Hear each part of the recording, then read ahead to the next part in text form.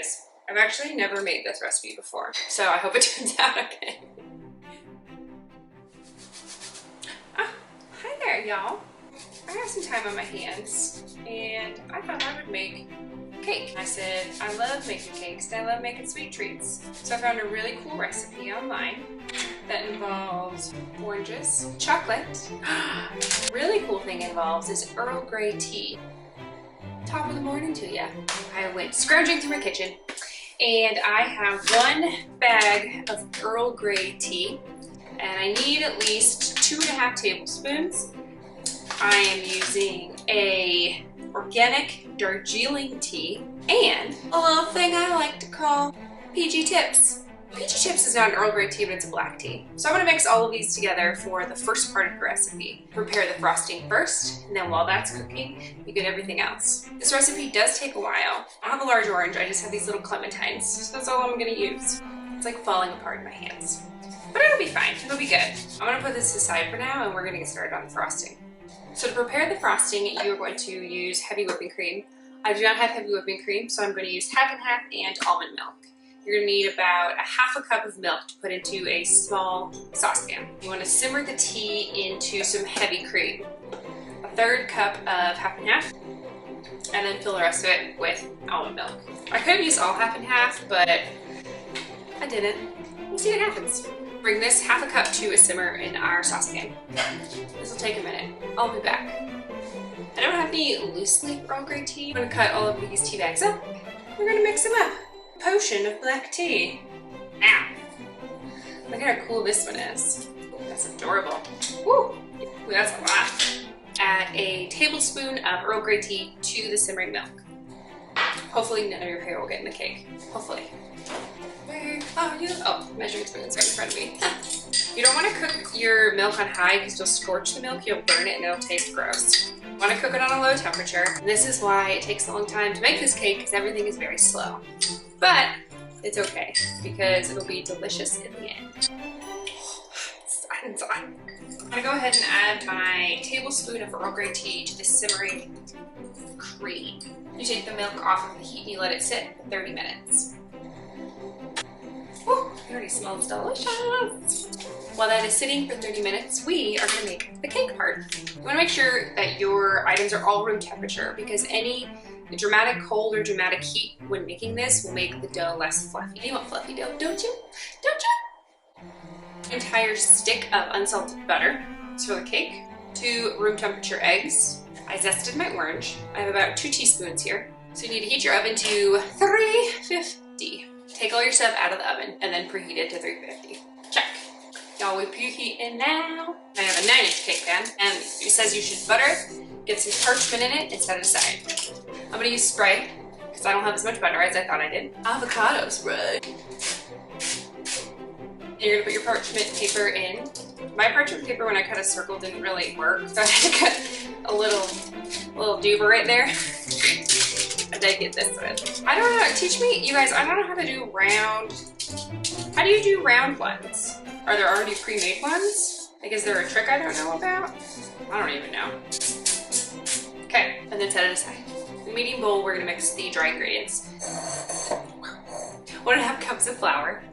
I get my flour from a place called Moxie Bread Company in Louisville, Colorado. It is heirloom wheat. It's wheat that hasn't been tainted with GMOs, or it's supposed to be a little bit better for people that have a wheat intolerance. I bake with it quite a bit and I really like it and I think it's delicious. This is from Marenthal, Kansas, and it is organic white flour made from turkey red wheat, 12% protein. 1 teaspoon of baking powder. Y'all, I'm the messiest cooker and the messiest baker. I'm real messy. Spoon? Check. 1/2 teaspoon of salt. I'm gonna forewarn you guys, I've actually never made this recipe before, so I hope it turns out okay. We'll see. Add 1 tablespoon of the Earl Grey mixture. Tea is always good. I should probably have some. Hold on. Oh. Cheers. Pinkies up. Give this a little bit of a stir. I use my KitchenAid mixer for this part of it to mix the wet ingredients, but if you have a hand mixer, that's fine too.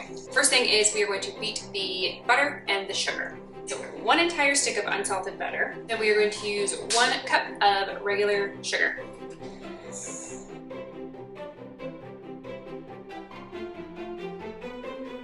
Okay, I think that looks like fluffy. Looks like fluffy to me. So we're gonna add 2 teaspoons of the orange zest. So we're gonna add 2 room temperature eggs, 1 at a time. You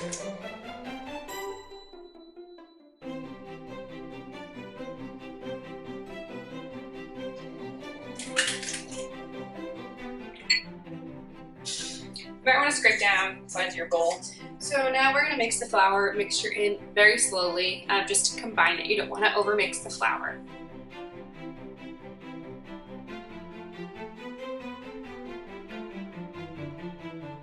Looking good. In this good. Look at this color. So this has been sitting for about 20 minutes now.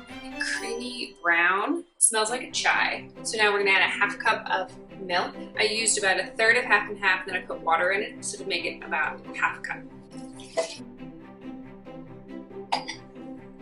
Add a 1/4 cup of dark chocolate chips. What's a 1/4 of a cup, really? Just a handful, maybe more. Fold this in gently. Now that we have our chocolate chips, I think I'm gonna do more. I just love chocolate so much. Go ahead and pour it into your prepared pan. You should use an 8-inch, it'll be a little bit thicker, but all I have is 9, so mine's gonna be a little bit thinner, but that's okay.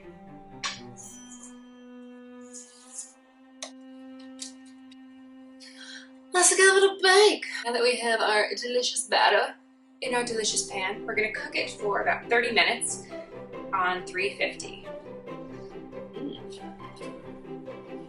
Set an alarm for 30 minutes. 30 minutes. 30 minutes. I'll see you guys in a little bit. Okay, y'all, my creamed tea has been sitting for about 30 minutes. So I'm going to strain it into a bowl. Oh my god, oh my god. And then we actually have to cool this down for a while. So 1 hour in the fridge or 30 minutes in the freezer should probably do.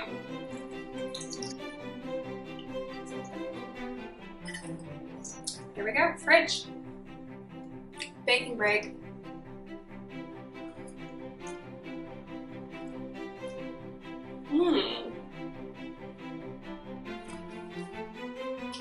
I did take my pan out of the container to cool.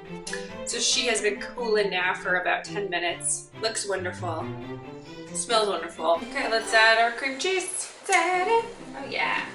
Okay. Cream cheese, butter frosting, even better.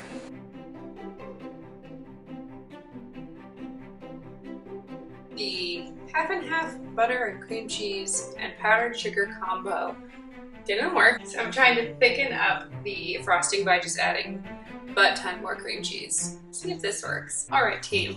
Now, this show is all about using what you got to try to make things work.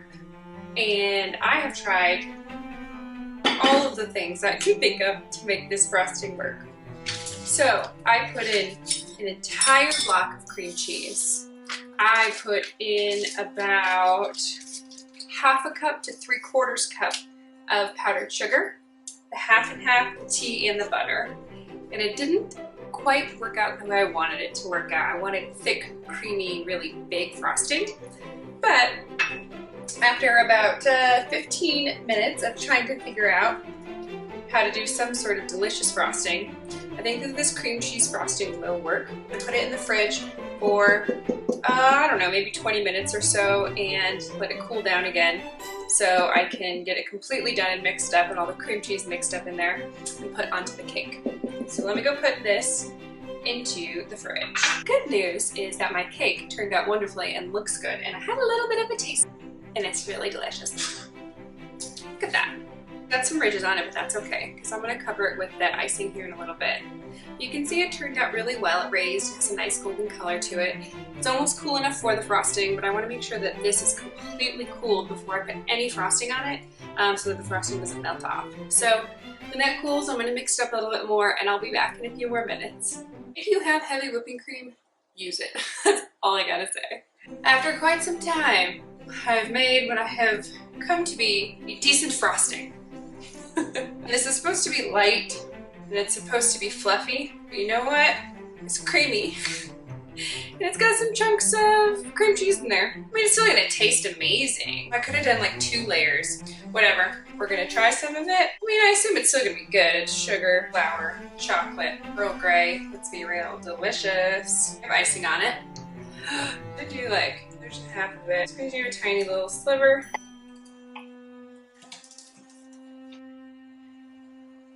Okay. I mean, it looks delicious. Let's try it, shall we? It's so good. Oh, wow.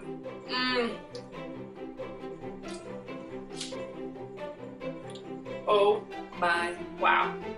Chocolate mixed with a slight Earl Grey tea, mixed with the orange. This is so good. And the frosting actually pairs with it really nicely.